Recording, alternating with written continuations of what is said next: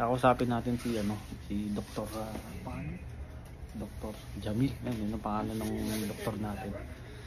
Punta ka sa Silawag Hospital. 3 hours ka maghintay. Oh, diba? So guys, good morning. Eto guys, kasama ko ulit ngayon si Danny tsaka si Janelle, no? So pinark muna namin yung bike namin dyan. Kasi nga, eto guys, pupunta kami ngayon sa kasi meron akong appointment ngayon sa doktor, no? At magpapaano tayo, request tayo ng lab test, no? Kasi 3 months na rin. So normally ganun ginagawa natin. So yun, ito. Tapos guys, i-ano ko na rin sila, i-refer ko na rin sila dun sa family doctor ko.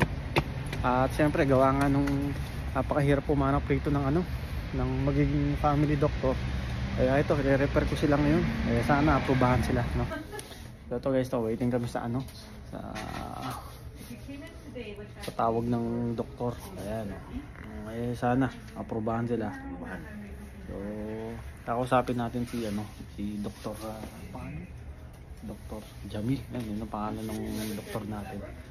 So yun yung nabanggit ko sa inyo na taga galing Saudi, no? Ano siya? Jordanian yata siya, no? Jordanian.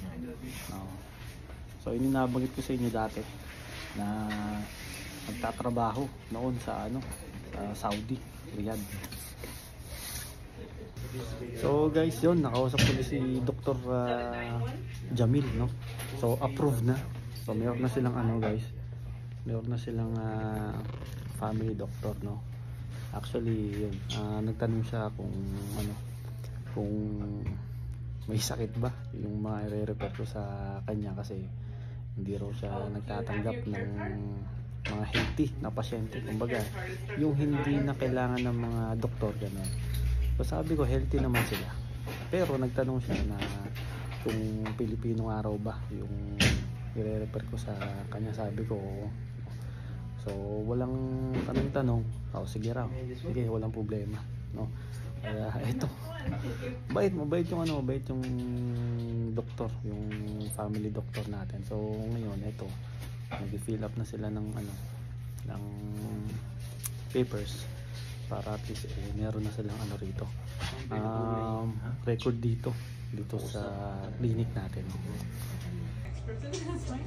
Yan guys, so nag-fill up na sila. Yan, di ba? So start na silang mag-fill up ngayon, no? At least yan, meron na silang family doctor at dito talaga sa Chilliwack o dito sa Canada. Sobrang hirap na makahanap ka ng magiging family doctor mo ba. Yeah. Saka hirap ka yung punta ka sa Silawag Hospital. 3 hours ka maghintay. Oh, di ba? 3 hours. Actually, may experience. Yung experience mo dati, pre, di ba? Oh, bago ka ma-check up, 3 hours ka naghintay. Mas matagal pa pre yung no? Yung tapos ang ending, pin lang, hawakan ng kamay sa nararamdaman, then resita sa tapos bili ka sa labas ng gamot. Yan lang. Di ba? Di gaya dito, talagang may record dito, pre. May record ka rito. Talagang di ba? So sobrang rito, guys. Maganda, kumbaga libre lahat. Libre yung laboratory mo, yung consultation mo, libre yun, libre lahat. Pero syempre yung sa gamot mo, hindi talaga yung babayaran mo. Pero syempre, sa kabila hindi naman din ganun kamahalan yung gamot. Diba? Okay na? Ha? Diba? Okay na tayo guys.